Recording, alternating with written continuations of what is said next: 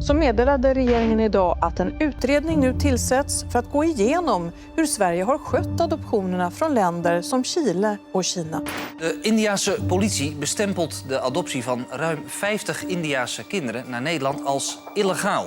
Notre Premier ministre a reconnu qu'il y avait eu de nombreuses adoptions illégales dans notre pays.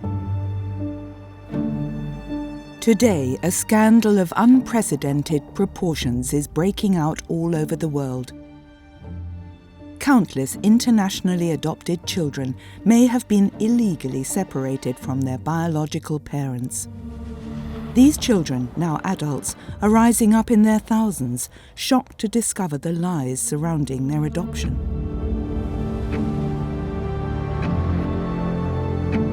Nous avons tous ces ex-enfants qui ont aujourd'hui 30-40 ans et qui partent à la recherche de leur identité. Et c'est une vague qui est en train de déferler. The investigations carried out by those we meet incriminate the entire system. Some of them have become experts in the field and whistleblowers. Je découvre chaque jour de nouveaux cas, mais tous ont le même point commun. Nous sommes bel et bien sur des trafics d'êtres humains.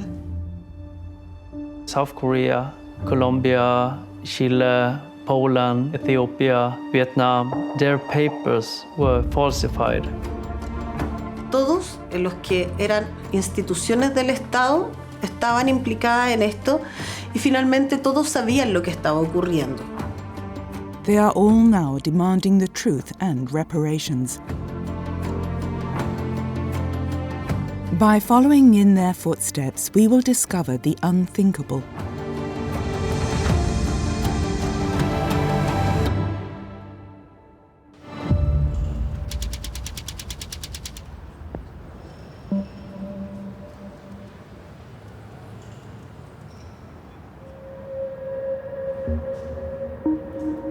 In the collective imagination, when we think of international adoption, we think of children abandoned in orphanages in poor countries. Contrary to this cliché, Swedish journalist Patrik Lundberg takes us to one of the richest countries in the world, South Korea, where hundreds of children are still adopted abroad every year. In 2021, Patrik published in Sweden's largest daily newspaper, Dagens Nyheter, a series of investigations into illegal adoptions, which caused a sensation. It all started with the circumstances of his own adoption. When I was 10 months old, I was adopted to Sweden. My parents, they couldn't get kids, so they applied for adoption. In the early 80s, adoption in Sweden was a well-known phenomenon. Everybody loved adoption.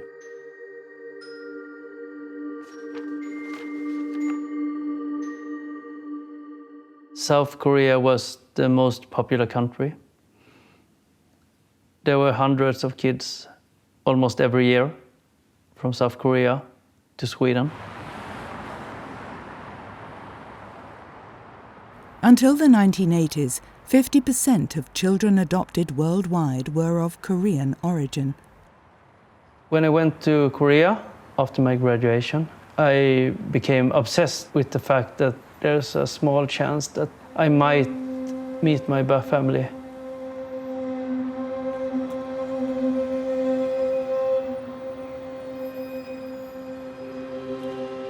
The agency that handled Patrik's adoption is one of the largest, Korea Welfare Services, KWS. At his request, it agreed to reopen his adoption file. A few months later, the agency found his birth family. 24 years after moving to Sweden, Patrick met his biological parents. And there they were. But after a while, something happened in the room. My mother, she started to cry a lot, and she started to tell a story. And it felt like it would never end. And when my mother was finished, the interpreter said to me, "Patrick, we need to go to another room, just you and I. There are some problems here. Your parents that you just met, they are not your parents."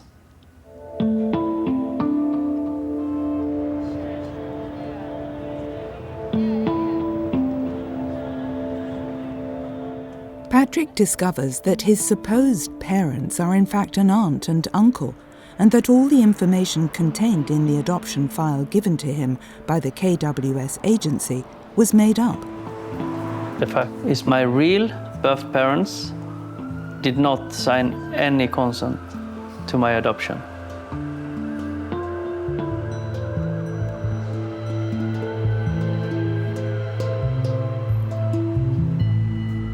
And I started to wonder, like, is this really a thing? And I said that I want to investigate the system behind it.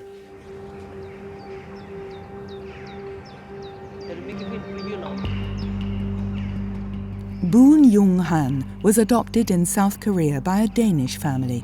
She analysed 400 adoption files from Denmark, Norway, Sweden, the Netherlands, Germany, Belgium, the United States and Australia. People are starting to hope that we find a case that has not been falsified. So you mean that all cases you look into are false? Or what do you mean? We're still looking for a true case with no falsification and no document fraud, missing or fake signatures or missing consent forms. But why did they have to falsify? To make us eligible to leave the country, to handle the paperwork, we are made orphans. What do you mean? Can you explain more? Where each person has two files, and there will be one file that stays in Korea with the true information about the original family, and you have another file that goes with the child and the adoptive parents, and that one is usually very thin, as has very little real information in it.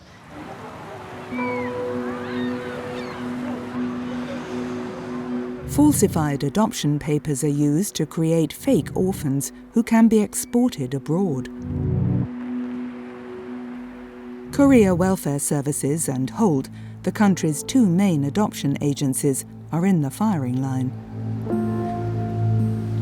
But that's not all. Patrick discovers that they have also been psychologically abusing single mothers. South Korea has a very patriarchal culture.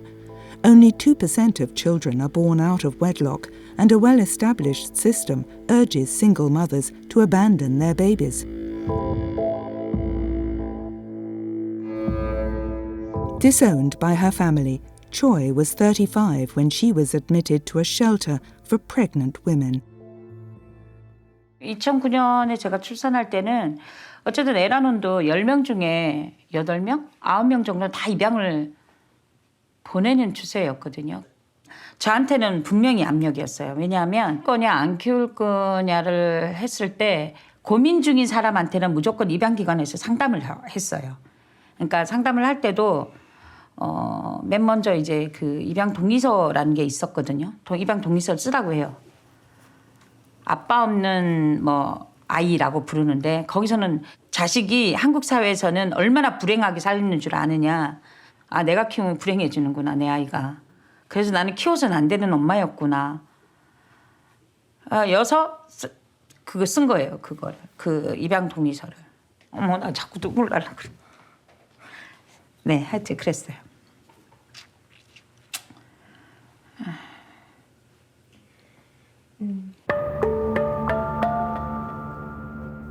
The practice of international adoption allows South Korea to get rid of illegitimate children. But make no mistake, the economic argument is also very powerful.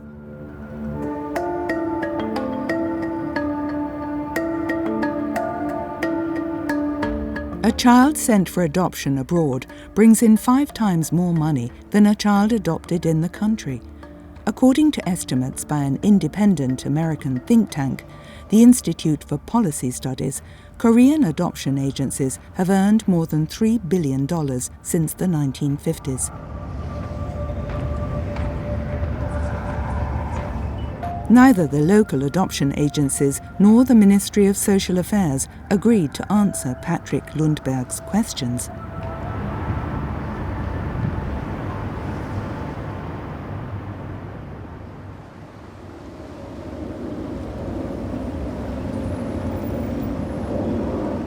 To gain a better understanding of the mechanisms behind these illegal practices, the journalist is investigating in his adopted country.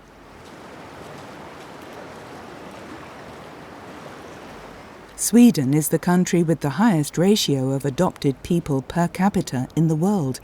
There are 60,000 in total.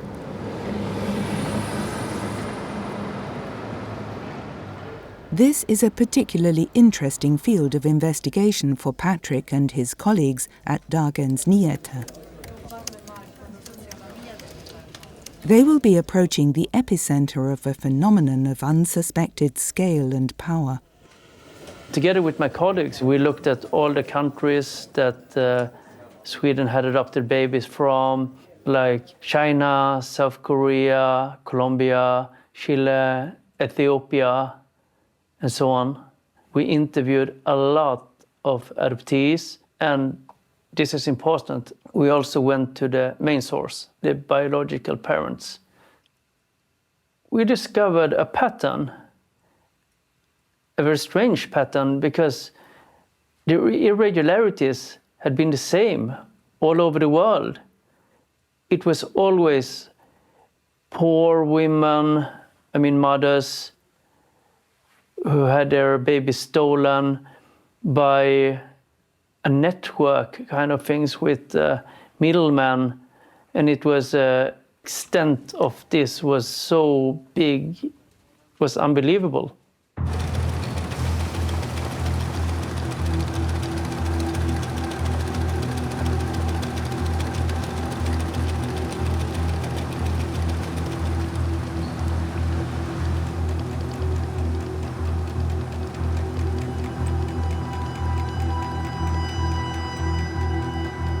A lot of newspapers, radio stations and TV stations published pieces about illegal adoptions. But I think we were the first to look at the system, and that was probably the strength with our investigation. The series of articles was published in February 2018. It dealt a blow to Swedish social democracy and triggered a shock in the adoption world. A lot of adoptive parents contacted us, and they were mad. They told us, you should not look into this. Our babies get it better off in Sweden, and why don't you also write about all the positive things about adoptions? This is about crimes against children, against birth parents, stolen children.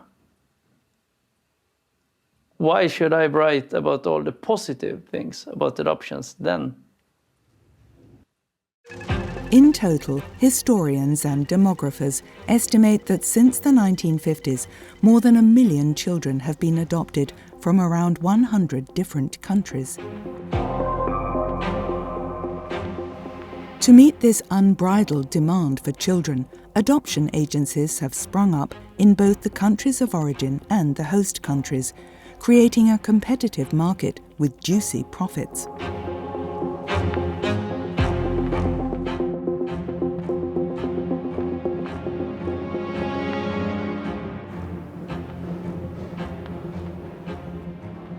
Yves Denecher is a professor of contemporary history at the University of Angers in France. He has 15 years' experience as an expert in the history of international adoption.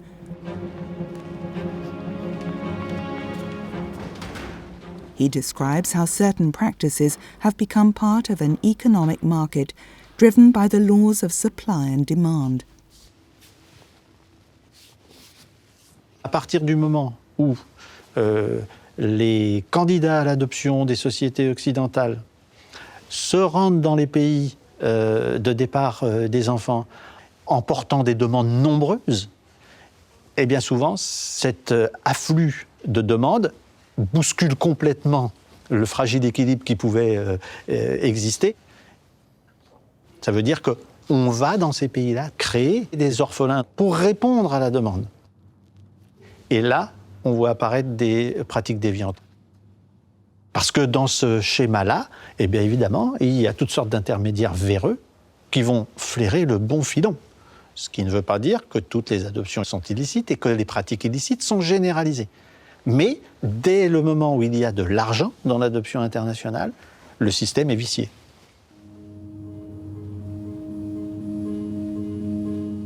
International adoption turns children into commodities and exposes them to systemic fraud.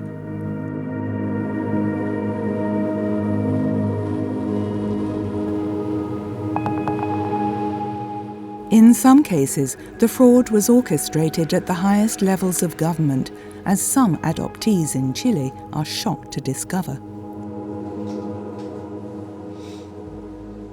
Je m'appelle Joana Lambolé. Je suis née le 4 décembre 1980 à Santiago du Chili. J'ai été adoptée à l'âge de 5 ans et demi en France par une famille de la région toulousaine. J'ai découvert que j'avais été volée à ma maman qui me recherchait depuis 35 ans.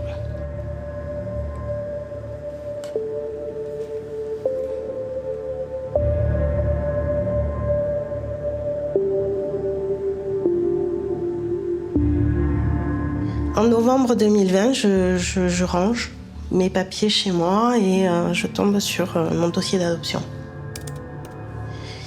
Mais je ne pensais pas en fait découvrir tout ce que j'ai découvert. 11 septembre 85. Grâce à la magie d'Internet, je tape l'adresse sur mon passeport et je découvre que cette adresse correspond à un hôtel qui s'appelle le Monte Carlo.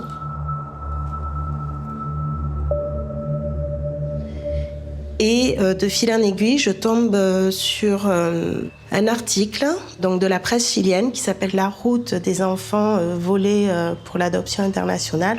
Et là, heureusement que j'étais assise parce que là, j'ai vraiment un fossé qui s'est ouvert sous mes pieds. J'ai découvert que l'adresse qui était indiquée sur mon passeport était celle où plus de 374 enfants étaient passés pour être adoptés à l'étranger, mais que ces enfants-là n'avaient jamais été abandonnés.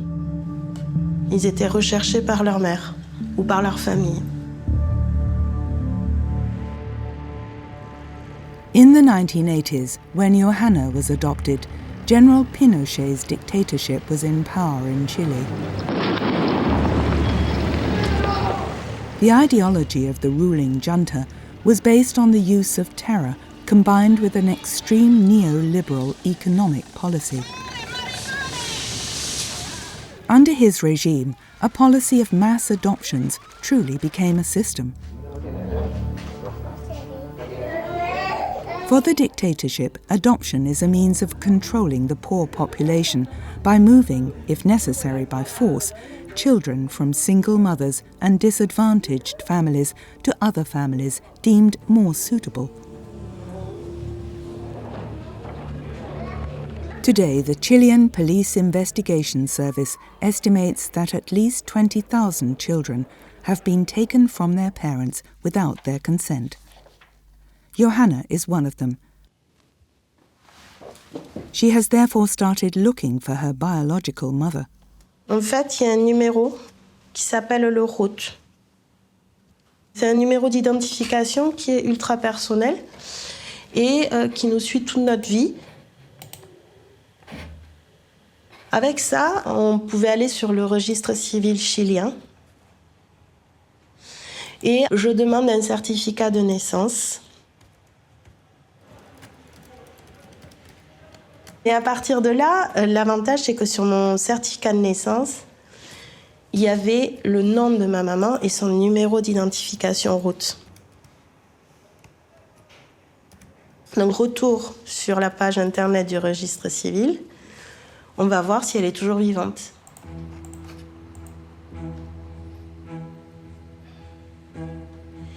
Et là, je reçois son extrait de naissance et je vois qu'elle s'est mariée.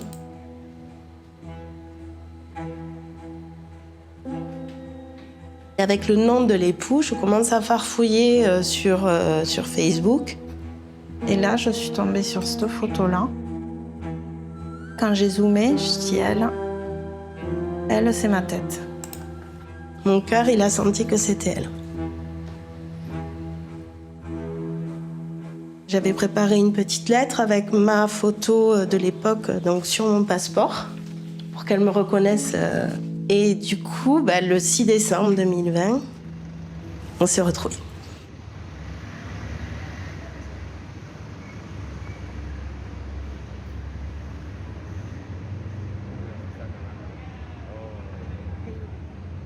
J'ai pu recoller tous les morceaux et me rendre compte pourquoi on a été séparés. À l'époque, donc en 1986, ma maman est très jeune. C'est une maman célibataire. Elle est femme de ménage, mais s'occupe aussi des enfants dans les maisons, ce qu'on appelle les nanas. Un jour, on lui a dit qu'au tribunal des mineurs de Concepción, il y avait un programme qui permettait aux mamans de déposer l'enfant en pension pour la semaine, le temps qu'elle travaille, et de récupérer l'enfant le week-end. Donc ma maman a pensé vraiment que c'était la solution. Et elle, ce qu'elle a signé, c'était un document pour cette pension-là pendant qu'elle travaillait la semaine. Elle a pu venir me voir une fois, en fin de semaine. Et ce jour-là, en fait, la dernière fois que l'on s'est vu, on a fait cette photo-là. C'est la dernière photo que l'on a faite toutes les deux. Elle m'a redéposée à la pension. Elle est repartie. Et puis, moi, entre-temps, j'avais pris l'avion et j'étais partie aussi. Sauf qu'elle ne le savait pas. Et lorsqu'elle est revenue me chercher, je n'étais plus là.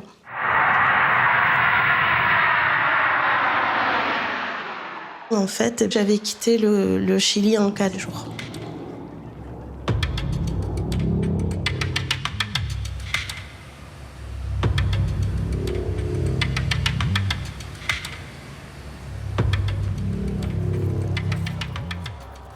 According to statistics from the French Ministry of Foreign Affairs, 100,000 visas have been issued for adoptions since 1979 from around 80 different countries. This makes France the second country with the most adopted children in the world after the United States. Thanks to the power of social media, people who were adopted are coming together and using their own initiative to get the truth out. Là, je te montre la nouvelle version de la vidéo qu'on va diffuser sur les réseaux. The network of international adoptees in France, of which Johanna is a member, provides voluntary support to those looking for their biological families. Since it was set up, the number of requests has soared. Le cas de Maxime, c'est un cas bien compliqué. Là, on a un téléx diplomatique qui émane de Santiago du 19 octobre 88 qui demande un visa d'établissement pour Christian Andrés Bolado. Donc ça, c'est 19 octobre. Et là, on a document de l'ambassade pour voyage le 2 novembre 88, validé le 4 novembre 88. Christian est devenu Juan Valverde, né le 30 août 84, et il est arrivé en France avec un passeport à ce nom-là. Oh, tu te rends compte? Bah oui. Donc la France attendait quand même, le 19 octobre, il attendait un Christian Andrés Bolado, né le 15 septembre 85, et ils accueillent un Juan Valverde, né le 30 août 84. Et on te signe les papiers d'entrée, ni vu ni connu, pas de problème. Et donc, ce gamin devient Maxime. Aujourd'hui, il cherche sa famille, comment il fait ?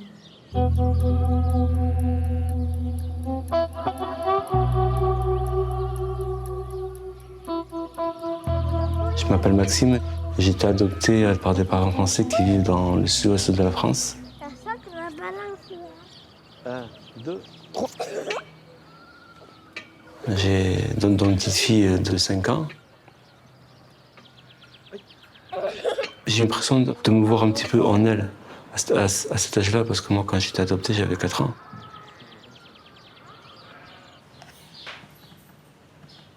J'ai aucun souvenir de ma maman biologique. Aucun. Et ce qu'on a raconté à mes parents français, c'est que j'ai été soi-disant recueilli dans la rue de Santiago.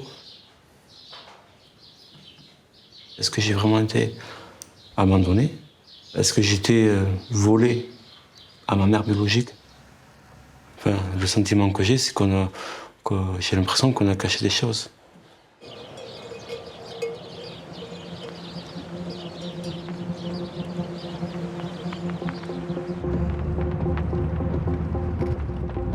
In Chile and elsewhere, illegal adoptions work by one simple rule. Get the children out of the country quickly, with no return possible, so that the traffickers cannot be traced. Paradoxically, the legal adoption process has facilitated these crimes. In most cases, children adopted throughout the world have been authorized to leave their country of birth on temporary visas with simple exit permits.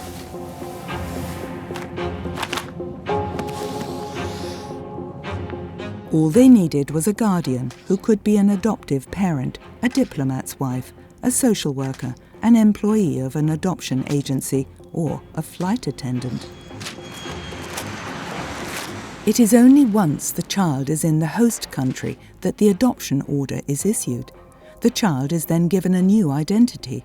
He or she is given a new first name, a new surname, a new nationality, and even a new birth certificate on which only the adoptive parents appear. This removes any link with the biological parents. Unable to trace them through administrative channels, Maxime turned to his French parents. Their testimony might provide some clues. Regarde, ça c'est la photo. Le premier jour j'ai eu Maxime. D'accord. Mais ça c'est quand on rentre en France. Ouais. Moi je suis pas passée par une association, je suis passée par plein de personnes, quoi.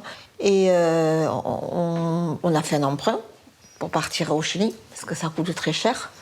Entre l'avion, se loger là-bas, on ne savait pas combien de temps on allait rester. Hein. Le séjour. Le séjour. Ouais. Donc, on atterrit à Santiago. Santiago, ouais. Et puis, on arrivait à l'hôtel Monte Carlo. Et tous les jours, j'allais au tribunal. Je me présentais, je disais pourquoi je venais. On m'inscrivait sur des listes d'attente où on prenait mes renseignements, tout ça. Et à Santiago, c'est de Santiago qu'on m'a appelée en fin de compte. Et alors, c'était d'où de Santiago? C'était quel... C'était la Casa del Niño. La Casa del Niño. Qui m'a appelée à Santiago en me disant qu'ils avaient un petit garçon de 3 ans. Moi, je suis folle de joie. Donc, je me suis dit, bon, donc ils nous donnent rendez-vous pour nous le présenter. Et donc, j'étais lui acheter les bonbons. Je t'avais acheté les bonbons. Et j'ai l'émotion qui revient. Et une petite voiture.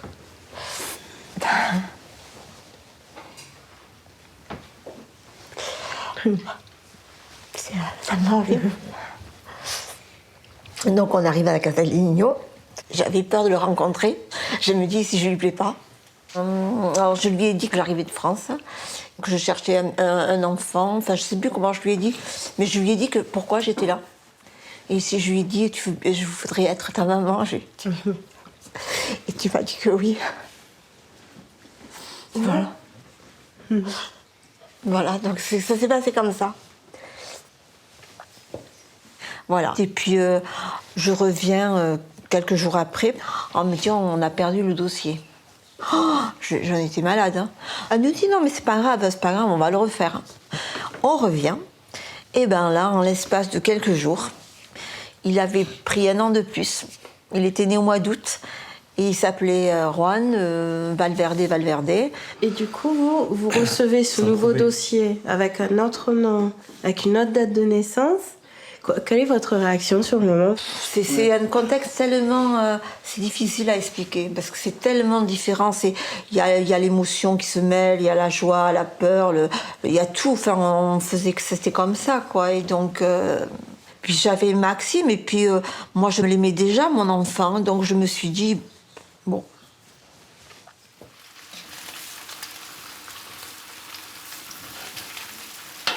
Families caught in emotional turmoil find it difficult to deal with potentially unscrupulous intermediaries who exploit their distress. On a fait du lomo. Eh ben, comme lomo et ventrèche. Hop. Le cas... Ouh, c'est joli. Là. Vas-y, serre-toi. Il va falloir que tu te mettes aux recettes. Like Maxine's parents, most adoptive couples around the world have proceeded with this alone, without the support of an official agency. We now know that these practices were also highly conducive to trafficking. At the end of the 1980s, the concept of children's rights made its appearance in major international bodies. Against this backdrop, on the 29th of May 1993, 60 countries came together to sign the Hague International Convention. For the first time, the Convention proposed a series of recommendations aimed at regulating international adoption in the best interests of the child. My name is Hans van Loon. I was involved in this process of preparation and negotiation of the Hague intercountry adoption as first secretary at the time. At the end of the 80s, and there were no standards, there were no uniform standards. The idea was, listen, we need a structure for the world to make adoption safe. It establishes a very precise structure for cooperation. All countries must create a central authority with overall responsibilities, supervision also over the agencies, so that the agencies would act in good faith, would not ask overly much money, that they would be licensed, and that license would have to be reviewed every 3 or 4 or 5 years in order to make sure that they still behave properly, etc. And above all, to introduce a new norm that if a child can be looked after in the country of origin, then it should not be adopted abroad. It's simply to make sure that a child gets the chance to live in the country where it was born. But it is for each country to decide sovereignly whether it wants to join or not. But convention, but we cannot force them, of course.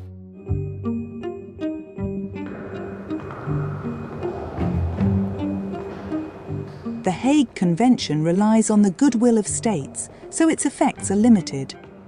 This has not prevented the number of foreign adoptions from rising, reaching a staggering 40,000 children adopted worldwide each year.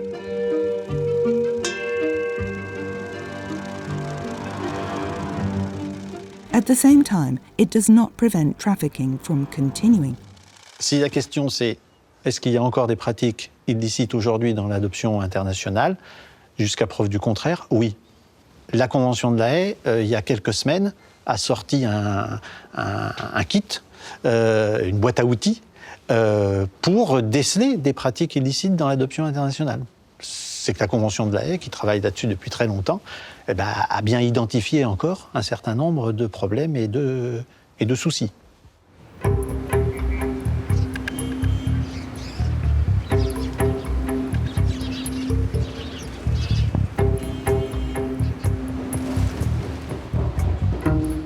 In this uncertain context, where there are few guarantees that practices will be completely ethical, adoptees seeking to know the truth about their origins have no other option than to take independent action.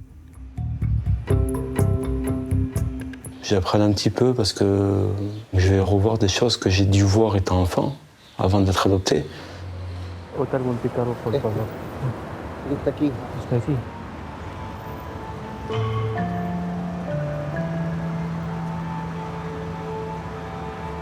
Maxime's questions echo the controversy surrounding this issue in his native country. In Chile, the issue of forced adoptions is now in the public eye.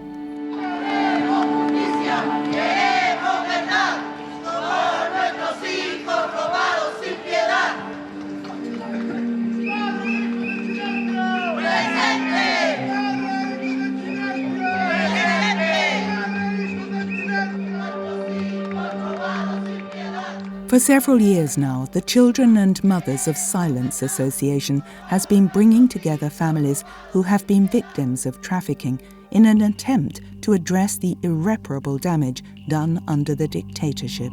Mi nombre es Marisol Rodríguez, soy fundadora de la agrupación Hijos y Madres del Silencio. Yo busco a mi hermana, que nació en el año 72 en el Hospital J. Aguirre en Santiago de Chile. Y a mi mamá le dijeron que había fallecido, no le entregaron el cuerpo y no hay antecedente alguno. Es como que mi madre no hubiese tenido un embarazo. Mi nombre es Ana María Olivares, soy parte del equipo de investigación de Hijos y Madres del Silencio. Básicamente tenemos un grupo privado en Facebook y en ese grupo privado hay alrededor de 17.000 personas que buscan a su familia. ¿Qué es lo que hay? Mira, acá está, esto es lo que tenía. Since it became possible to buy a DNA test kit on the internet and to access hundreds of thousands of genetic profiles, Marisol and Ana Maria have become veritable detectives and genealogists. Y ahí está el árbol, arriba de eso. With their team of volunteers, they have reunited more than 300 families separated by forced adoptions.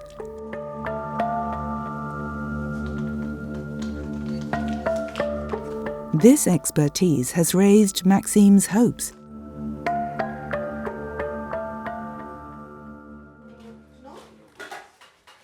Entonces, para que entiendas, 50% compartes con tu padre o tu madre, con el abuelo o abuela 25%, con el tío, que es la mitad, 12,5%.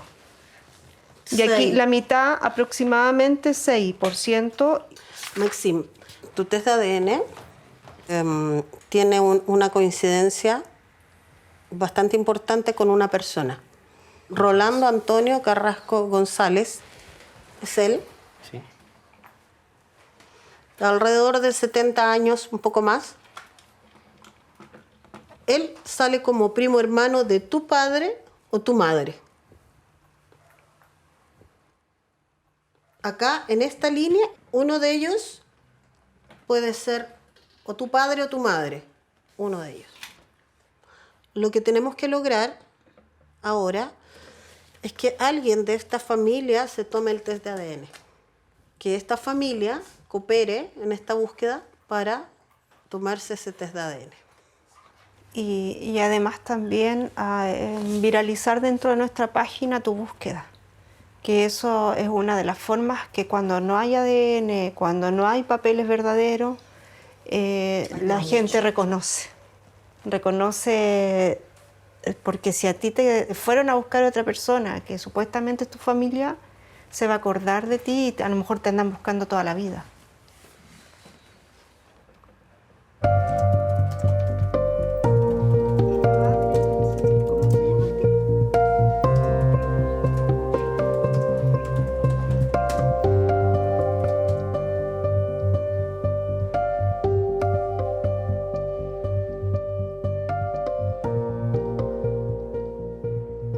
¿Por qué aceptaron los países europeos la llegada de niños chilenos a sabiendas que había una dictadura en nuestro país? Que la justicia chilena no hacía nada y que estaban matando gente y cárceles llenas de gente, estadios, el Estadio Nacional lleno de detenidos torturados. ¿Por qué los países no dijeron nada y no pensaron que en realidad ese juez que estaba dando la autorización era parte de ese mismo poder judicial que denegaba la justicia a los chilenos. Yo creo que hoy día los estados tienen que pensarlo.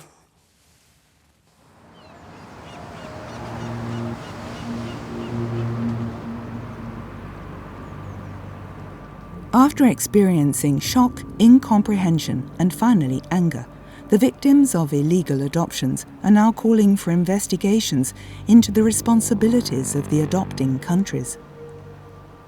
In their view, they're guilty of having complacently turned a blind eye.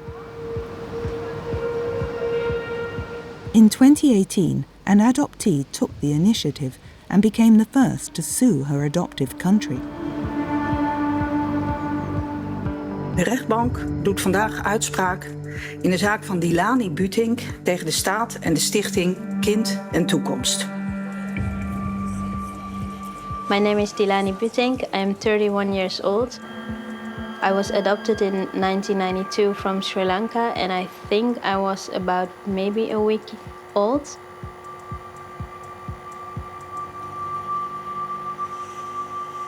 I sued the Dutch government and the adoption agency because my papers were false.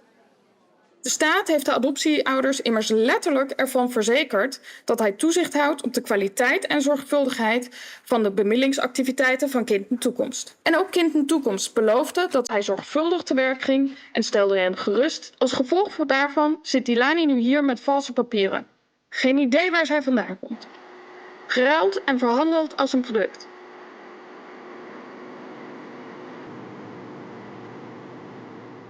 The chilling story of Dilani's adoption begins like those of many other adoptees. In the 1990s, Sri Lanka was a poor country, ravaged by 10 years of civil war.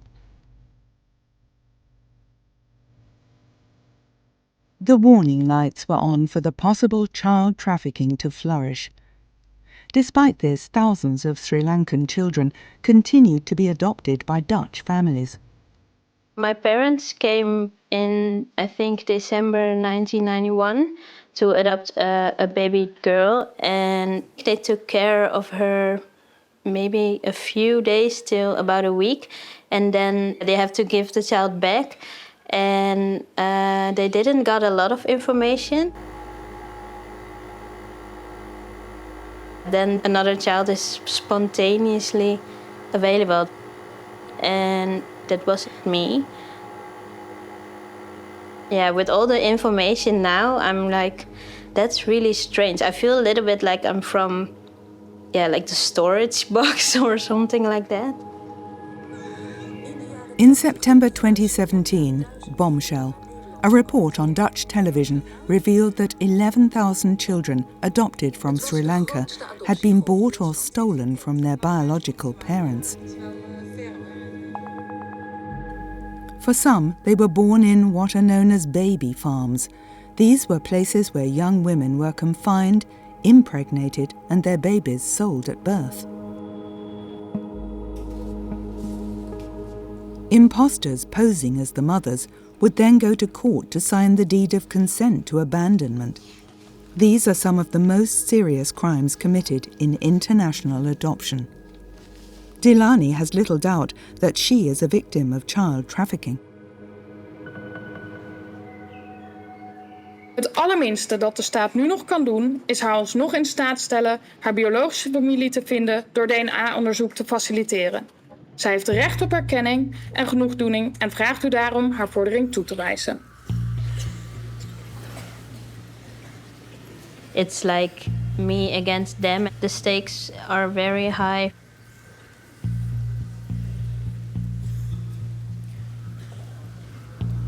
De rechtbank doet vandaag uitspraak dat de vorderingen van Butink zijn verjaard.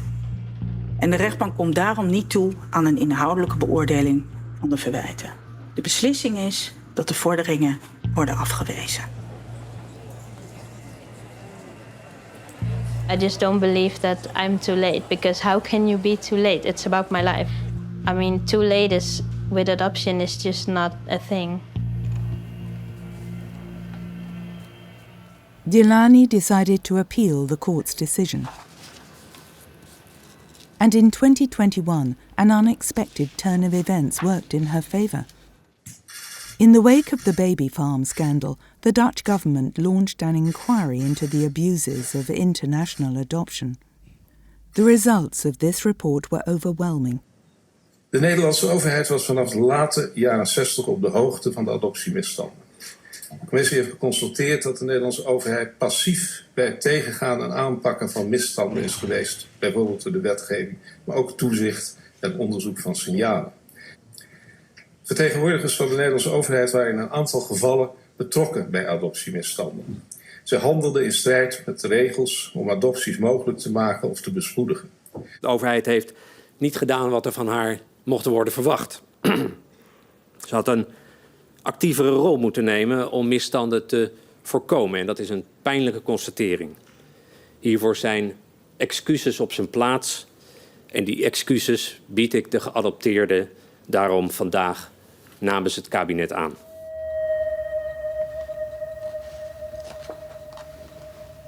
On balance, the conclusions of Tibia Joustra's report in the Netherlands are in line with those of Patrick Lundberg's investigation in Sweden. Ons rapport maakt duidelijk dat die fraude systematisch is. Dat het niet een incident is. Dat het toch systematisch samenhangt met het systeem van interlandelijke adoptie. Toch gingen overheden, ja, ze deden af en toe wel wat, maar het gaat allemaal niet erg van harte. En een van de elementen die daar natuurlijk toch een rol bij speelt, is dat de overheden met name door de adoptieouders onder druk zijn gezet. Dat is meer hun klankbord dan de kinderen of de mensen in de landen waar ze vandaan komen. Il y a beaucoup de monde qui s'intéresse à l'adoption et ça fait beaucoup d'électeurs. Et ils se mobilisent pour écrire aux maires, pour écrire aux députés, pour écrire aux sénateurs, pour écrire au ministre ou au président de la République ou à son épouse. On voit plein de ces lettres-là dans les archives. L'ensemble constitue un groupe de pression important, pro-adoption internationale. In 20 years, the number of international adoptions has seen a tenfold decrease.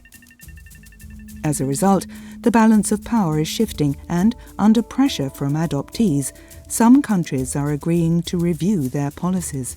In the Netherlands, Switzerland and Denmark, government enquiries have led to the temporary or partial suspension of international adoptions. France, Sweden and Belgium acknowledge irregularities but have not yet taken any real action. In the rest of the adopting countries, there has been no progress. In the United States, Canada, Australia and New Zealand, but also in Spain, Italy and Germany, people who discover that they have been adopted illegally have nowhere to turn.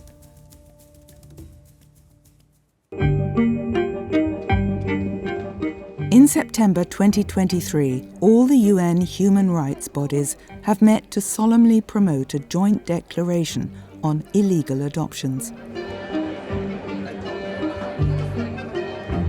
This was the long-awaited moment for adoptee associations around the world to make their voices heard.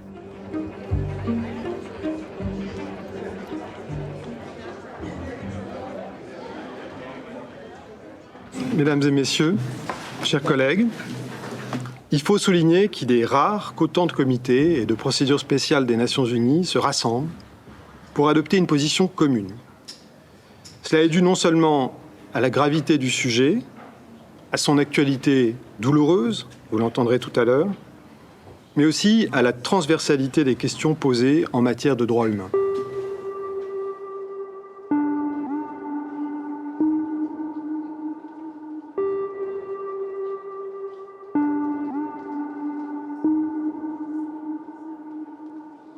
Falsification des histoires concernant les mamans, changement d'identité, mais double identité, trafic d'adresses, même réseau de juges, assistantes sociales, psychologues. Cela doit être mis à plat, cela doit être encadré et aidé psychologiquement, financièrement et administrativement par les États, tant d'origine que d'adoption. Por eso nosotros necesitamos una banca de huellas genéticas, una banca de ADN, que sea en todos los países o estados, en los estados en que se cometieron estos delitos. Esta es la esperanza de ustedes, son la esperanza de nosotros. Que estas adopciones forzadas sean pronunciadas como delitos de lesa humanidad.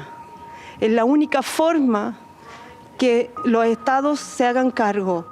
La plupart des adoptés aujourd'hui, ce qu'ils recherchent, c'est leur véritable identité. Et donc l'objectif, c'est que les États accompagnent cette recherche d'identité. La deuxième dimension fondamentale, c'est la réparation. Et ces pratiques illégales, elles ont eu lieu dans les pays d'origine, elles ont eu lieu aussi dans les pays d'adoption.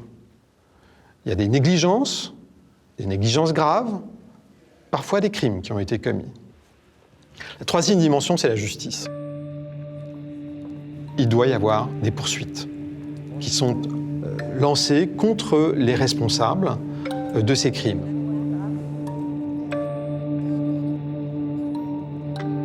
Today, Chile is the only country in which the courts have opened a criminal investigation, allowing adoptees and biological families to lodge complaints. Hola, buenos días, ¿cómo están? Venimos a entregar una querella.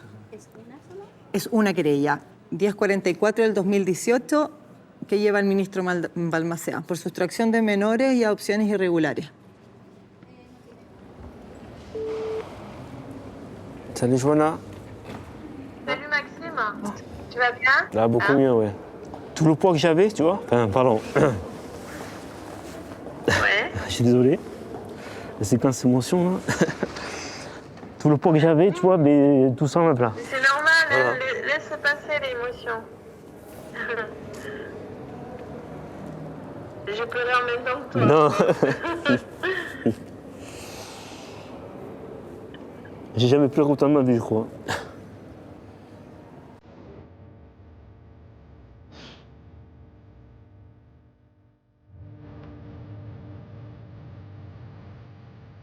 To date, no convictions have been handed down in Chile.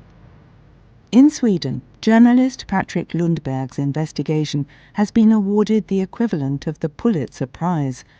The investigation, commissioned 3 years ago by the Swedish government, has still not delivered its conclusions. South Korea has given itself until 2026 to implement the recommendations of the Hague Convention, which it signed in 2013. In the Netherlands, although the authorities have temporarily suspended all international adoptions, they are still denying the charges against them in the case brought by Dilani Butink. The case has been referred to the Supreme Court.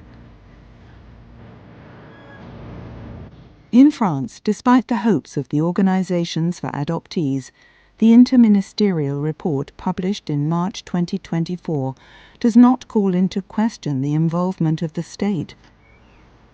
Around the world, the lives of thousands of victims of illegal adoptions are still hanging in the balance. As long as the perpetrators go unpunished, their fight will continue. Tu l'as? Non. Attends, je le vais sur contact.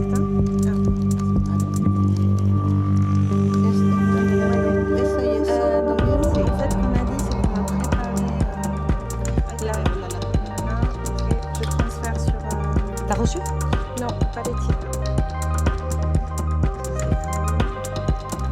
Comme ça pose aussi. Je veux aussi qu'on en mette une de nous deux avec le drapeau de l'ONU. Ok.